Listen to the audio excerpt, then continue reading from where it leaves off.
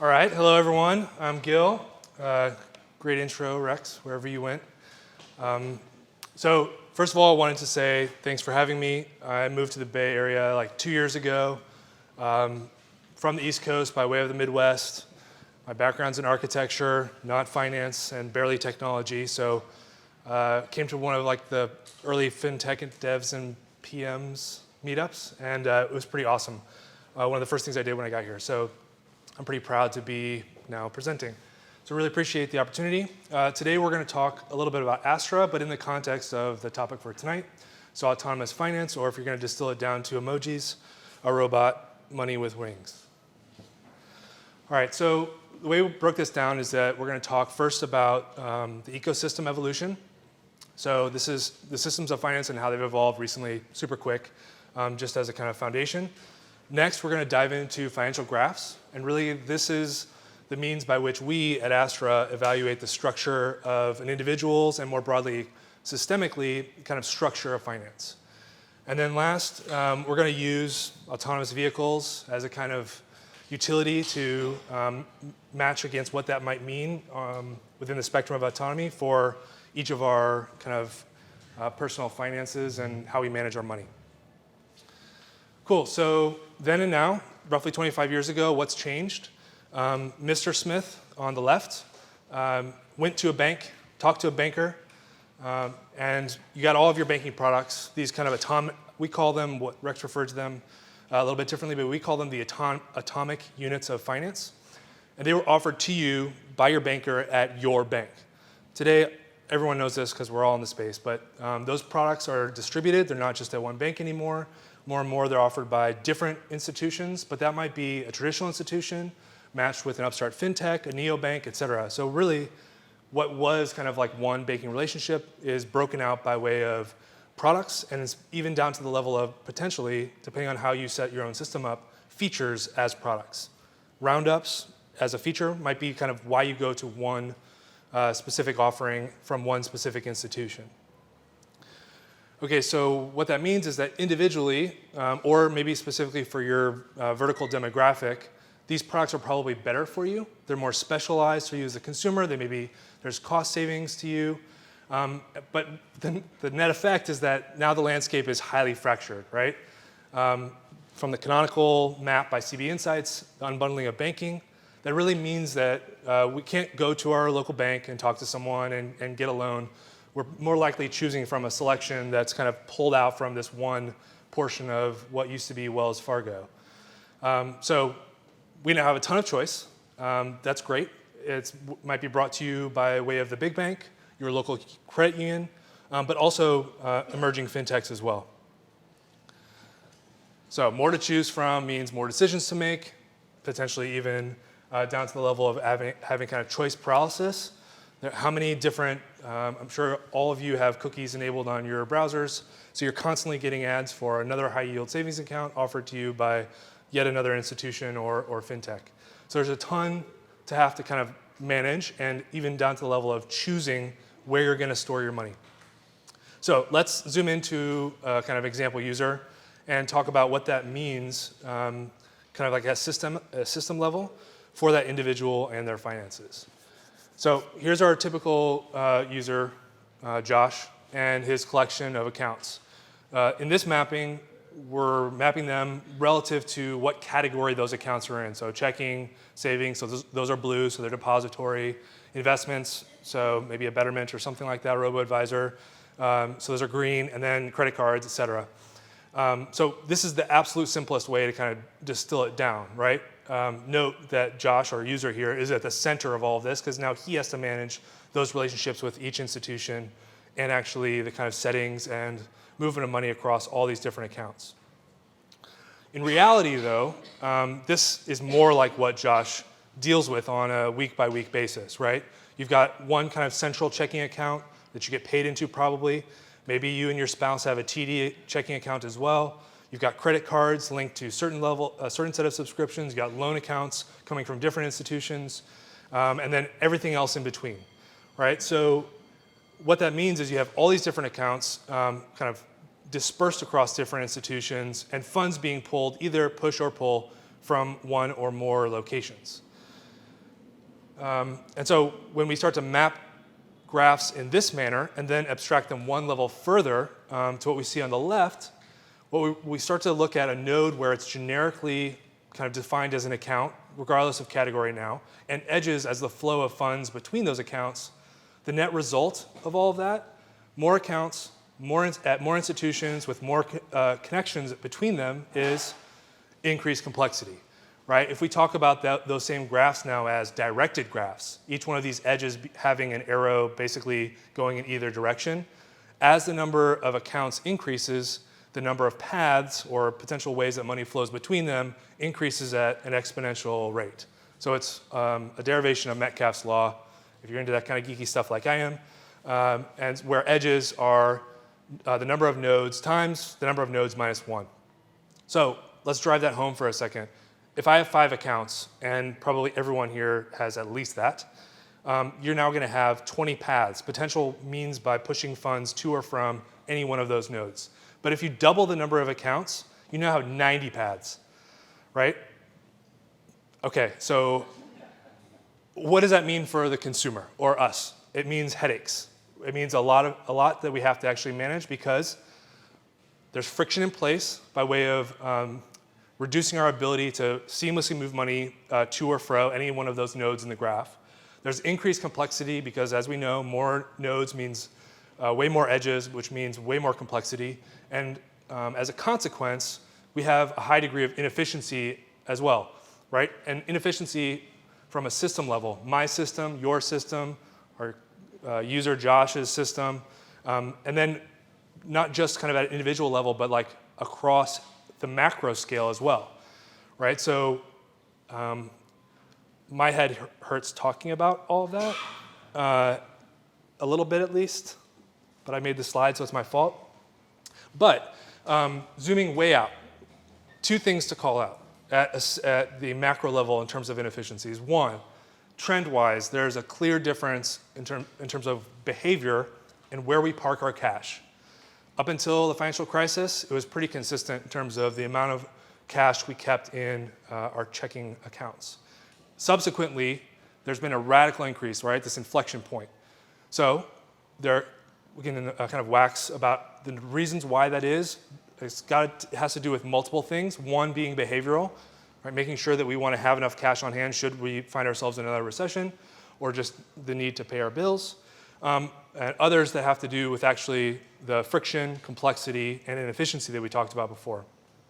So there's $2 trillion sitting in US checking accounts, really dormant.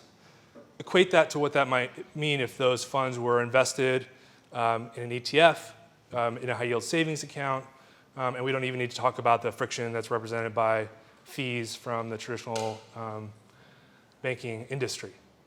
Okay, so lots of friction, high degree of complexity, lots of inefficiency. Let's go out of that world of the abstract and into something a little bit more tangible with style, because LeBron. So that's actually a 2017 ad from Intel about self-driving cars. And Intel, and yeah, okay, so we don't need to talk about that. But we can look at going back all the way 60 years and what the promise of driverless cars meant. And today, right, it's basically the same thing. Now, call out, yes, it's more kind of spacey, space techy on the left. And like that's like my car today with a heads-up display. So it's actually kind of a little bit cooler on the left, in my opinion. But it's really the same promise, right? And so autonomous vehicles are an easy analogy for us to talk about finance now. And so what was the value proposition both in the 50s all the way up to today? Increased safety, efficiency, and time, which in a lot of ways are basically the same things we were talking about: friction, complexity, and efficiency.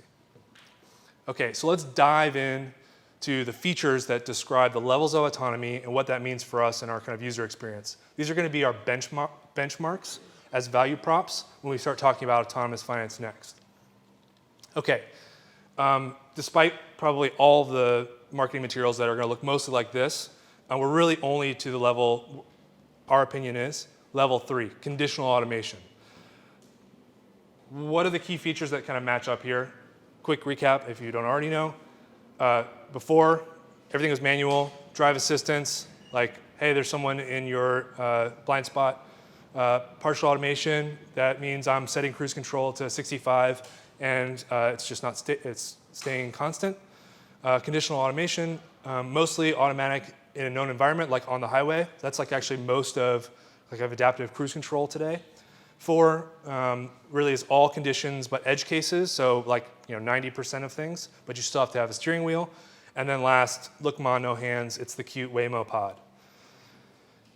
What does this mean, really, when we're talking about the structure of the environment at that level 3, such that we might be able to implement advanced levels of autonomy in finance? So what is the environment? All that buildup about maps and graphs and how we are talking about a consumer's financial life relative to nodes and edges, this is what we do every day at Astra. And the reason we do so is because in our context, as an automation platform for moving your money around, the environment is the graph. We have to know the graph in order to actually start to move things around in some semblance of an optimal or at least value add way back to the user. So again, not just our individual financial graph, but the macro viewpoint. This is a map of the whole internet. But imagine that as the collection of all financial graphs, let's say, for the banking population in the US.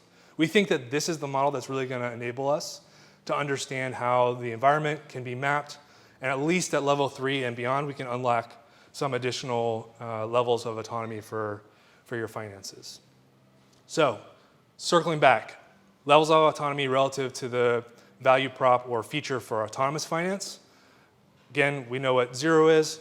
1, hey, your balance is $5,223 today. Cool, new information.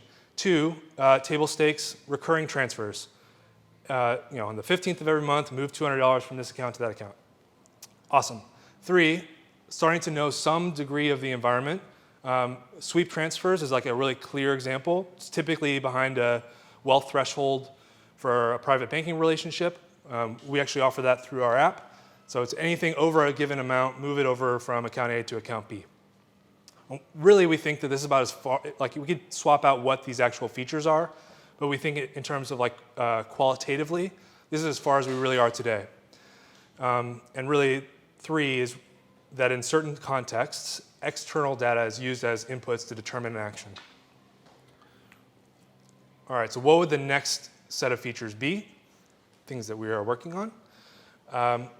So this would include rules that aren't bound by settings that are specified by the user, but can actually modify on the fly.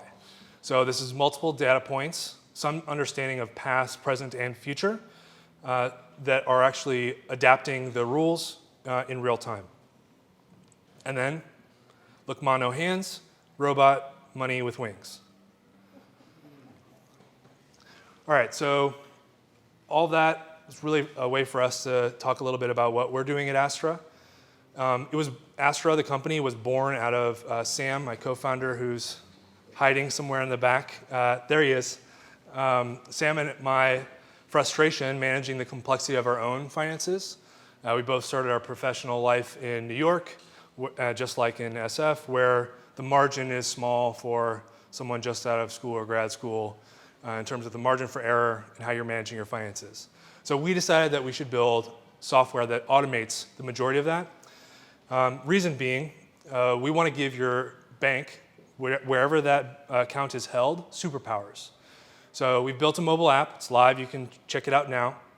And it lets you automate bank transfers with rules. So there's a range of routines that you can use. And it works the same whether you bank with Chase, your local credit union, Vero, or any one of the other really cool neobanks that were on the slide from Rex's Cambrian explosion. Really, the way it works is you sign up, you verify your identity, and you can authorize your accounts and set up a first transfer within 5 minutes. So super simple, trying to make it as easy as possible such that you can actually move money from A to B. And we say that frequently in that context, so that A and B can be any account, any account. All right, so oversimplification of how it works. We track a bunch of data. You get to customize the routines that we kind of pre-designed for you. You set the settings, mostly what's in bold here, and then we actually automate all that so that we're executing transfers on your behalf. So sending money from, let's say, Chase to Marcus. The key here is that it needs to be simple. It works universally across any bank, and specifically depository accounts for the experts in the room, checking and savings, at least for now, and then automatically moves that money for you. So instead of you or Josh here having to be the consumer who manages all of those nodes and edges, all those connections, all the accounts, tracking your balances, deciding to move some money, going in, calculating how much money you should move, then going in and integrating the account from institution to institution, and then executing the transfer, we do all that for you. So Astra is now the kind of central hub for managing all of those things around the edge of your financial life, regardless of category. So what was bound by friction, complexity, and inefficiency, against moving your money, having to manage all of this, these different accounts, and the overall inefficiency that kind of is a result of that, we wipe all that away, reduce friction, make it super simple for you as the end user, and increases the efficiency in the use of your cash, putting a lot of that dormant capital to work. So thank you. You can say hi anytime to me. That's my stuff. Sam and I will be here to chat afterwards as well. Want to hear all of your perspectives on the things we talked about today, and anything that you might be working on, come talk to us. And of course, we just raised our seed round, so we are hiring. It's my obligatory plug. So if you're interested in working on this relative to kind of smart middleware for moving money around, come say hi.